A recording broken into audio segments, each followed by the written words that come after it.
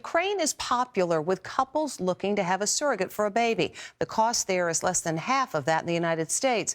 Well, this couple's baby was born less than a week ago, and they have had a really stressful time trying to get from Kyiv back to the United States. They spoke with our Ann Mercogliano. Imagine fleeing a war zone with a 2-day-old baby. Jacob and Jesse Bachman from Costa Mesa, California, found themselves in a harrowing experience after a Ukrainian surrogate gave birth to their beautiful baby girl Vivian in Kyiv last Tuesday.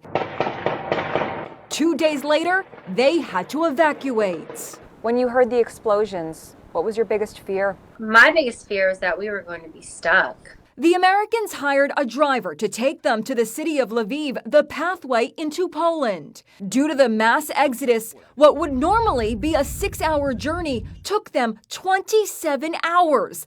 They shot this video of military vehicles lining the roads. When they got close to Poland, traffic came to a standstill. We felt like because she was only 4 days old at the time, and we had limited food and water, we felt like that we needed to get across the border as soon as possible. So you walked?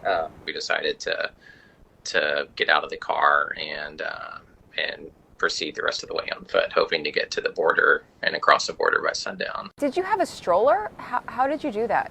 I carried the baby and I carried the bags. Yup, Jesse carried baby Vivian, and that's Jacob wheeling their big suitcases for 8 miles in the freezing cold. 4 hours later, they finally reached the border on foot and found complete chaos. Fortunately for Jessie, the crowd noticed that she was carrying a 4-day-old and pushed her to the front. But only women and children were allowed through. I didn't have the baby's food or my passport because Jacob was carrying all that. And what they had to do was pass it over the top of the crowd and then throw it over the barbed wire fence and give it to me. Every time I thought that something was going to get better, it actually, and I'm not a pessimistic person, but it actually got worse. The Bachmans spoke to me from their hotel room in Warsaw. They are scheduled to fly back to Southern California tomorrow.